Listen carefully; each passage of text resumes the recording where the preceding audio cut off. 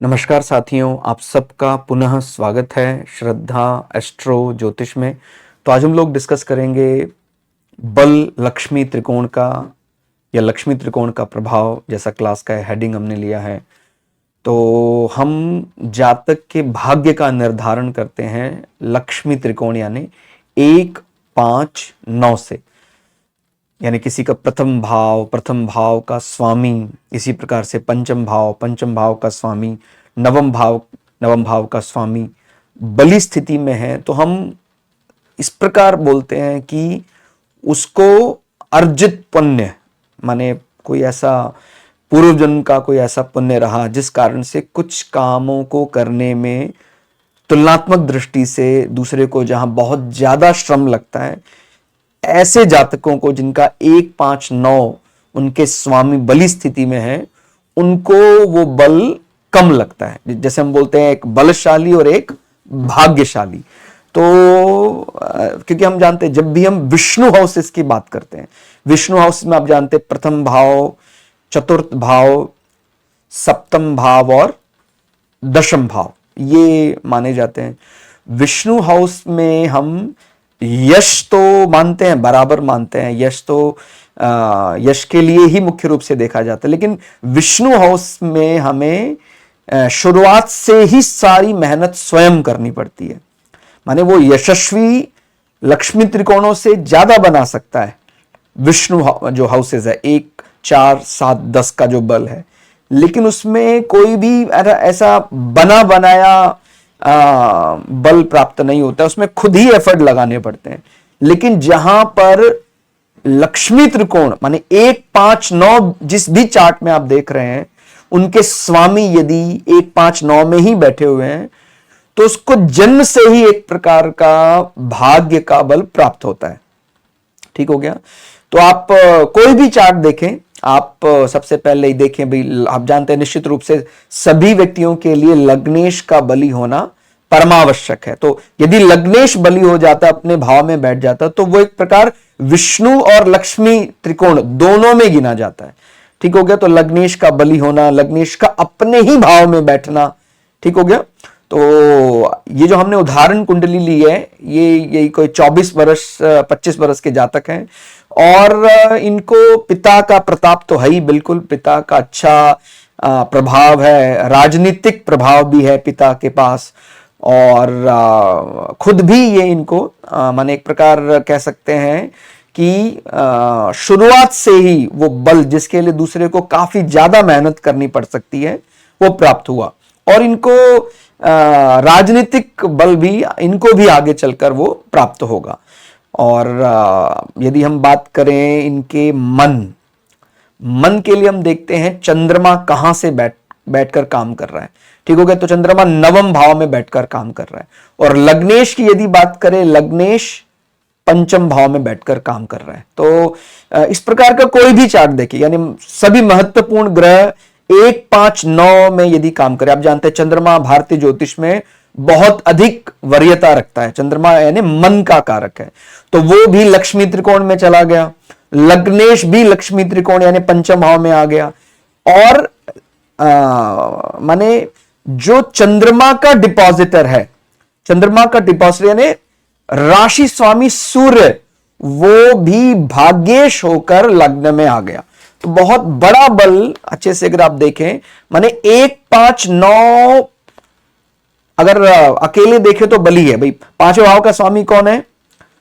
मंगल अपनी उच्च राशि में, ध्यान रखना है, ये जो मकर राशि है, मकर राशि का स्ट्रक्चर हमने कई बार डिस्कस किया है। मकर राशि, कई बार मकर राशि को क्रोकोडाइल कहा जाता है, लेकिन ऐसा नहीं है। मकर का जो अगला स्वरूप है, मकर राशि का अगला स्वरूप, वो एक प्रकार से एक कुछ एरीज की तरह है उसका स्ट्रक्चर, अगला स्वरूप एक प्रकार का आप कह सकते हैं वो हिरण का ही स्वरूप है, लेकिन जो उसका पिछला रूप है मकर का, वो क्रोकोडाइल से मैच करता है। तो मकर राशि का स्ट्रक्चर मंगल को सबसे ज्यादा अच्छा लगता है, तो मंगल वहां एक्साइटेड, उच्च का हो जाता है।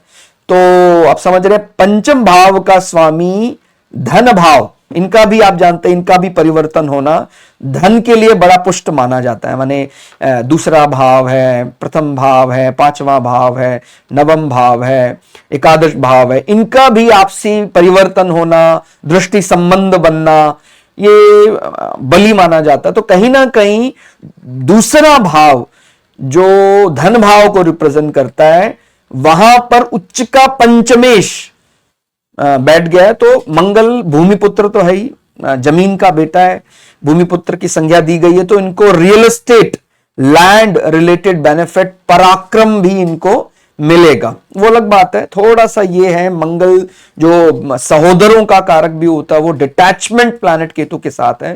तो इतना बल होने के बाद भी सहोदर जो होते हैं उनसे वार्तालाप सामान्य होता है, माने कोई ऐसा कमी नहीं है, लेकिन सहोदरों के साथ वार्तालाप कम ही होगा। दूसरा भाव जैसे गैदरिंग का, यदि इनकी कुटुंब का अंदाजा लगाना हो कि किस प्रकार की फैमिली गैदरिंग होगी, तो बड़ा बलवान कुटुंब होगा। लेकिन जब भी ऐसे पार्टी होती है तो वो सब लोग कम शब्दों में ही अपना संवाद रखते हैं। ठीक हो गया। केतु हालांकि एक प्रकार, यदि हम मकर राशि की बात करें तो मकर राशि में मंगल उच्च का होता है और केतु को बोलते हैं कुजवत केतु, तो कुछ कुछ उसका स्वभाव भी मंगल के समान है। तो थोड़ा सा इनको प्रिकॉशन लेना चाहिए। अगर अपने कुटुंब भाव को सुधारना चाहते हैं तो धूम्र से दूरी बनाकर रखें, धुआं संबंधी चीजों से सावधान रहें, कभी धूम्रपान ना करें, तो इनका जो एकत्रण है कुटुंब का वो बना रहेगा। नहीं तो क्या होता है, पराक्रमी होने के बाद भी कोई ऐसा दोष केतु संबंधी हल्का हल्का दिखाई देता। हालांकि मंगल के सामने चलती नहीं है किसी की, मंगल ही अपना को, तो उसका रैंक भी वैसे ही कमांडर सेनापति है, लेकिन फिर भी वो एक नोटिस तो किया ही जाएगा कि केतु भी वहां कुटुंब भाव में बैठा हुआ है। ठीक हो गया। और जब भी केतु की ऐसी अंतर प्रत्यंतर दशाएं चले उस समय मुख रोग का ऐसा थोड़ा विचार, लेकिन जैसे मैंने बताया जीत तो जीतने या हार का निर्णय करवाने वाला ऐसा बल केतु के पास नहीं है। ठीक हो गया। तो वो एक इंप्रेशन देगा। और हमें यह भी ध्यान रखना है कि ये जो धन भाव है और ये जो हमारा पंचम भाव जो लक्ष्मी त्रिकोण माना जाता है, यहां पर स्वामियों ने ग्रह राशि परिवर्तन कर लिया है। हालांकि शनि को प्रथम दृष्टा नीच माना गया है, डेबिलिटेटेड माना गया इस चार्ट में, यानी वो जो मेष राशि है, जो राजा सूर्य जहां सुपर एक्साइटेड होता है, आप जानते हैं एरीज जो है वो सूर्य को उच्च राशि का बल देता है, वहां सूर्य अपने आप को बहुत ज्यादा, माने उसका जो राजतंत्र वाला रूप है, सूर्य वहां बहुत बली हो जाते हैं। लेकिन शनि जो प्रजातंत्र की बात करते हैं, डेमोक्रेटिक सिस्टम की बात करते हैं, वो थोड़ा सा संकोच करते हैं एरीज में। तो कई माने ऐसे जातकों में शुरुआत में थोड़ा सा आलस्य रहता है, काम को लेकर, सर्विस को लेकर, सर्वेंट को लेकर, माने जो शनि के गुण हैं वो इनमें शुरुआत में नदारद होते हैं। अब मैंने ये बात क्यों बोली शुरुआत में नदारद, क्या बाद में वो रिकवर हो जाता है? तो अगर हम उत्तर कालामृत को भी आधार बनाएं तो भी ये शनि जो है वो वक्री होकर नीच राशि में बैठा है। तो उत्तर कालामृत ग्रंथ क्या कहता है कि अगर कोई ग्रह डेबिलिटेटेड होकर रेट्रोग्रेड हो जाता है, माने नीच राशि में बैठकर वक्री हो जाता है, तो वो उच्च समान फल देता है। लेकिन फर्स्ट अटेम्प्ट जो होता है ग्रह का, जब भी हम ऑब्जर्व करेंगे तो उसमें एक ऋणात्मक इमेज तो बनेगी बनेगी। माने शुरुआत में जब इनको कोई ऑब्जर्व करेगा तो कहेगा हाँ शायद काम से बचते हैं। जो शनि, माने जो जिस प्रकार का एक शनि को सेवा के लिए देखा जाता है, तो उस प्रकार की सेवा करने से ये बचते हैं। लेकिन ब्रह्मचर्य जैसे जैसे खत्म होगा, गृहस्थ जीवन में प्रवेश करेंगे, वो आप देख रहे हैं मंगल की चतुर्थ दृष्टि 1 2 3 4 और शनि की दशम दृष्टि 1 2 3 4 5 6 7 8 9 10। तो ये ना सिर्फ ग्रह राशि परिवर्तन है, दृष्टि संबंध से भी ये धन योग बराबर बन रहा है। तो धन योग का पूरा पूरा लाभ इन्हें प्राप्त होगा। और क्योंकि ये माने पंचम भाव जो है वो फैमिली प्रेस्टीज माना जाता है, परंपरा से प्राप्त पदवी, माने पिता को जो भी परंपरा से प्राप्त हुआ है, उस परंपरा से प्राप्त पद को बहुत ज्यादा ऊंचाइयों तक ले जाने वाला। और इसको और भी आगे रखा जा सकता है कि लग्नेश संतान भाव से एग्जीक्यूट कर रहा है। ठीक हो गया। और गुरु और शनि में ध्यान रखना है, गुरु और शनि में वैसे माने मित्रता नहीं है लेकिन शत्रुता भी नहीं है, तो इस प्रकार से ध्यान रखना है। और ये धन योग भी निर्माण कर रहा है क्योंकि गुरु लग्नेश है, ठीक हो गया, और शनि धनेश है। तो लग्नेश और धनेश का मिलन एक प्रकार का और लक्ष्मी बल प्रदान कर रहा है। ठीक हो गया, पंचम भाव में। तो संतान को भी ये बल निश्चित रूप से प्राप्त होगा। थोड़ा सा इनको जब शुक्र की महादशा चलेगी तो थोड़ा सा इनको रोग भाव को लेकर सावधान रहना है, क्योंकि आठवां भाव जो है वो रिप्रेजेंट करता है हमारा anus related external organ pleasure. तो कभी ऐसा शुक्र में राहु का समय चले, अब देख रहे हैं राहु की दृष्टि भी है, पांचवी दृष्टि, उस समय थोड़ा एनस का इशू हो सकता है। और वर्तमान में माने जब हम इनके कुंडली का विचार कर रहे हैं, वर्तमान में इनको सूर्य की महादशा चल रही है, तो आप समझ सकते हैं सूर्य वैसे भी राजा, रैंक वाइज राजा माना जाता है। पिता भाव का बल अब धीरे धीरे जैसे जैसे सूर्य की महादशा एक्सेलरेट करेगी, बढ़ेगी, पिता का बल पराक्रम बढ़ने लग जाएगा। इनके लिए वो एक प्रकार की अप्रूवल है, 9th house is for approval, जजेस माने जो अप्रूव करने वाली अथॉरिटी है वो इनके पास आ जाएगी।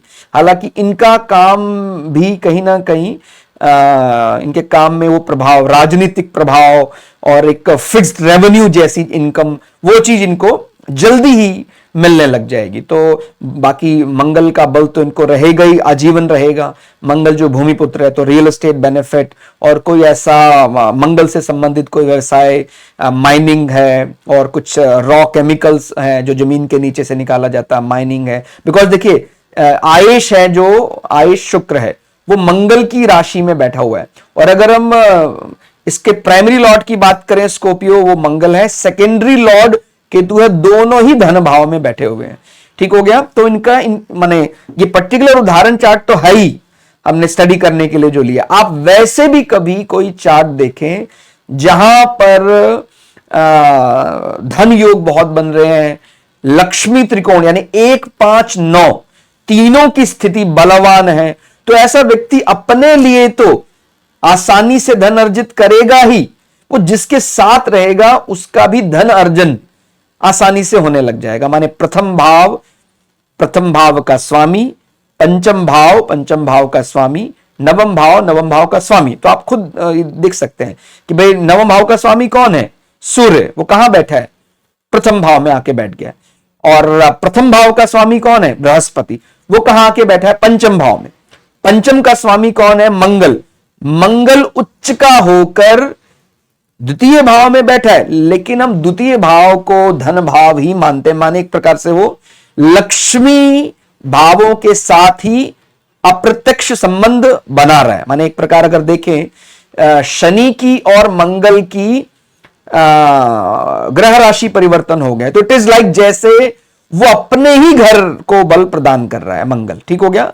मंगल दृष्टि संबंध बना रहा है, और मतलब आप कंसिडर कर सकते कि मंगल का पूरा प्रभाव पंचम भाव में है। तो 1, 5, 9 यदि बली है तो हम भाग्यवान चार्ट मानेंगे, और 1, 4, 7, 10 यदि बली है इनके स्वामी लग्न में, चतुर्थ भाव, सप्तम भाव, दशम भाव में बैठकर बल प्रदान कर रहे हैं, तो वो विष्णु हाउसेस का बल माना जाता है। माने कई दफा राजयोग जो है वो लक्ष्मी त्रिकोण में बनते हैं, तो वो राजयोग बहुत आसानी से फल देते हैं। और लेकिन एक बात का विचार जरूर करना है, जो विष्णु हाउसेस के राजयोग होते हैं इसके लिए एफर्ट ज्यादा लगता है, लेकिन इसका जो यश है कंपैरेटिवली, क्योंकि विष्णु हाउसेस यश को बढ़ाने के लिए ज्यादा जाना जाता है। भाई अगर मान लीजिए हम कहते हैं कि भाई 2 व्यक्ति हैं, इसको शुरुआत से ही बड़ा इजी, आसानी से मिल रहा है हर चीज, तो वो लक्ष्मी त्रिकोण का प्रभाव ज्यादा माना जाएगा। दूसरे को हम नोटिस कर रहे हैं कि भाई इसकी तो अभी 20-22 वर्ष की आयु होगी, कुछ हमें वैसा दिखा नहीं, 24 वर्ष की आयु, 25 वर्ष की आयु बीती, उसके बाद दिखा, लेकिन वो यश जब बढ़ना शुरू होता है, विष्णु हाउसेस का यश प्रताप, वो समाज में छुपाए नहीं छुप सकता है। बहुत बड़ा प्रताप, यशस्वी कहा जा सकता है। तो विष्णु हाउसेस के पास यश लक्ष्मी हाउसेस की तुलना में ज्यादा है, लेकिन जो एक इजी गोइंग एक्सपेक्ट कर रहा है अपने जीवन में कि भाई मुझे तो सरलता से एक बढ़िया सा मुझे स्टेटस मिल गया, बढ़िया सा जॉब मिल गया, शुरुआत से ही सब काम मेरे आसानी से बनने लगे, वो 1 5 9 का ही बल या लक्ष्मी त्रिकोण का बल या धन भाव कुंडली में ज्यादा धन योग बन रहे हैं, वो उसी प्रकार से माना जा सकता है।